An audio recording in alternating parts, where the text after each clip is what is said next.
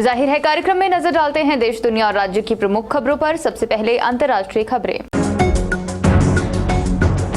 NASA का psyche अंतरिक्ष यानी एक दुर्लभ धातु से ढके शुद्ध ग्रह की 6 साल की यात्रा पर शुक्रवार को रवाना हुआ। अधिकांश शुद्ध ग्रह चट्टानी या बर्फीले होते हैं। किसी धातु वाले ग्रह की जांच पड़ताल के लिए यह पहला अभियान है।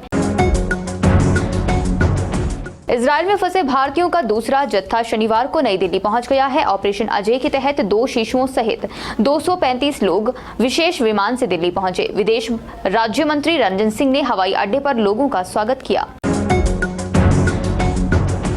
यूक्रेन और रूस के बीच संघर्ष जारी है। इस बीच व्हाइट हाउस ने बड़ा दावा किया है। व्हाइट हाउस का कहना है कि उत्तर कोरिया ने रूस को 1000 से अधिक कंटेनर सैन्य उपकरण और युद्ध सामग्री पहुंचाई है। हाल ही में उत्तर कोरिया के तानाशाह राष्ट्रपति किम जोंग उन रूस यात्रा पर गए थे। अब बात करते हैं राष्ट्रीय खबरों की। तेलंगाना राज्य लोक सेवा आयोग के अभ्यर्थी ने TSPSC परीक्षा अधिसूचना के स्थगित होने के कारण अशोकनगर इलाके में आत्महत्या कर ली। अभ्यर्थी की पहचान प्रबलिका के तौर पर की गई है। उसने अपने हॉस्टल के कमरे में आत्महत्या की। ब्लड कैंसर के मरीजों के इलाज के लिए भारत के एक अत्याधुनिक उपचार को अनुमति मिल गई है। केंद्रीय औषधि मानक नियंत्रण संगठन ने विशेषज्ञ कार्य समिति की सिफारिश पर भारत की पहली स्वदेशी chimeric antigen receptor T cell therapy को बाजार में लाने की मंजूरी दी है। एक नए अध्ययन के अनुसार उपभोक्ता विश्व स्तर पर उत्पन्न होने वाले इलेक्ट्रॉनिक कचरे के लगभग 1/6 भाग को पहचानने में विफल रहते हैं, जो प्रतिवर्ष करीब 9 अरब किलोग्राम है। अदृश्य ई कचरा कही जाने वाली इन वस्तुओं में केबल, ई खिलौने, ई सिगरेट, ई बाइक, बिजली उपकरण, स्मोक डिटेक्टर, USB स्टिक, इस्तेमाल करने योग्य स्वास्थ्य उपकरण और स्मार्ट होम गैजेट शामिल हैं। अब बात करते हैं राज्य की प्रमुख खबरों की। हिमाचल प्रदेश हाई कोर्ट ने राज्य भर में नदियों, नालों और झरनों में कूड़े कचरे की डंपिंग पर तत्काल प्रभाव से रोक लगाने के आदेश जारी किए हैं। कोर्ट ने प्रदेश के सभी नगर और ग्रामीण निकायों के साथ प्रदूषण नियंत्रण बोर्ड को इन आदेशों की अनुपालना की जिम्मेदारी दी है। मौसम विभाग द्वारा जारी किए गए ताजा पूर्वानुमान के अनुसार 14 अक्टूबर से पश्चिमी विक्षोभ एक बार फिर सक्रिय हो रहा है। इस दौरान 15 व 16 अक्टूबर को आंधी व आसमानी बिजली के साथ मंडी, चंबा, कुल्लू, कांगड़ा और शिमला में भारी बारिश की संभावना है। राज्य कर्मचारी चयन आयोग नवरात्र में शुरू हो सकता है। इसका शुभारंभ मुख्यमंत्री सुखविंदर सिंह सुक्खू इस माह के अंतिम सप्ताह में करेंगे। मुख्यमंत्री के प्रस्तावित दौरे के लिए जिला प्रशासन ने तैयारियां शुरू कर दी हैं।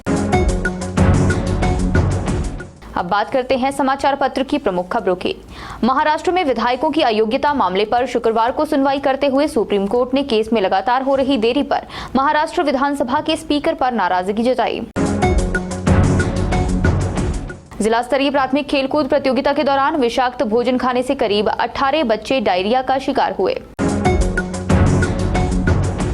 हिमाचल प्रदेश में पश्चिमी विक्षोभ की सक्रियता से मौसम बिगड़ने के आसार हैं। अब बात करते हैं संपादकीय पृष्ठ की।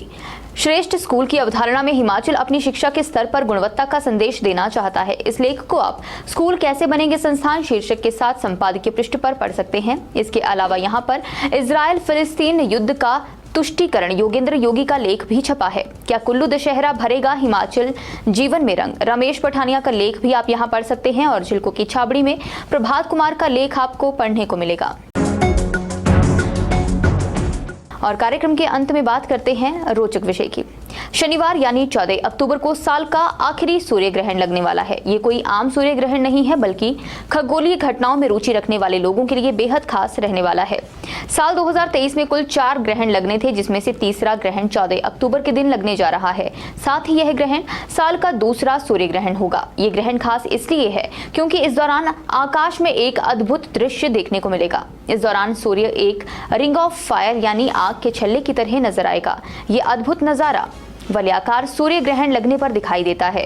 अगर आप घर बैठे सूर्य ग्रहण को लाइव देखना चाहते हैं तो आप नासा के ऑफिशियल यूट्यूब चैनल पर जा सकते हैं। यहाँ पर आप इस सूर्य ग्रहण का लाइव नजारा देख सकते हैं। नासा अपने यूट्यूब चैनल पर सूर्य ग्रहण की लाइव स्ट्रीमिंग करेगा। जाहिर है कार्यक्रम में आज के लिए बस इतना ही। बने रहें दिव्य हिमाचल टीवी के साथ।